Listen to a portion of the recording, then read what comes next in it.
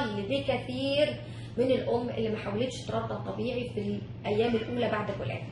لان الحقيقه العلميه ان الهرمونات اللي بتفرز علشان الحليب، عشان اضرار الحليب، زي البرولاكتين والاوكسيتوسين وهكذا، لها خصائص اخرى على الرحم، ان هي بتساعد على انقباض الرحم بشكل طبيعي وتلقائي، ما يمنع حدوث النزيف بعد الولاده.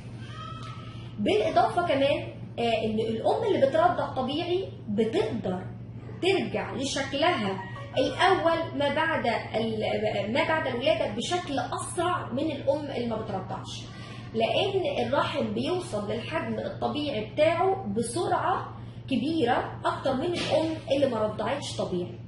ده غير كمان ان الرضاعه نفسها كاجراء طبيعي بيساعد في حرق الدهون بشكل قوي جدا، فبيساعد الام انها تفقد الوزن الكبير اللي هي خدته اثناء فتره الحمل. فدايما الام اللي تجيلي في الشهر الاولاني وتقول لي يا دكتوره انا عايزه اعمل رجيم، انا عايزه ارجع زي ما كنت، اقول لها والله بشكل طبيعي جدا رضعي طفلك، انت مش محتاجه رجيم.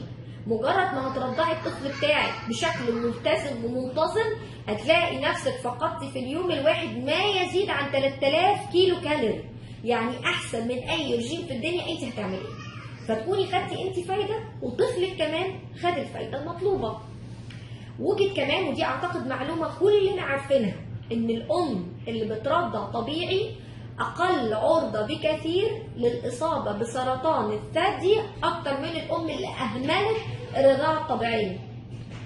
بالاضافه على المدى الطويل الاصابه بامراض القلب والاوعيه الدمويه اقل بكثير في الام اللي بترضع بشكل طبيعي. حتى ان الاصابه بالتهابات المفاصل برضو الام التي ترضع بشكل طبيعي بتكون عندها حمايه طبيعيه منها بشكل كبير.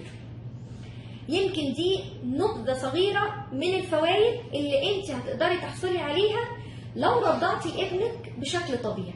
وبالتالي انا كده اكون يعني اختصرت الموضوع، بحيث ان كل ام تبقى عارفه ان شاء الله لما تتوفق في الرضاعه الطبيعي هي بتاخد فايده لنفسها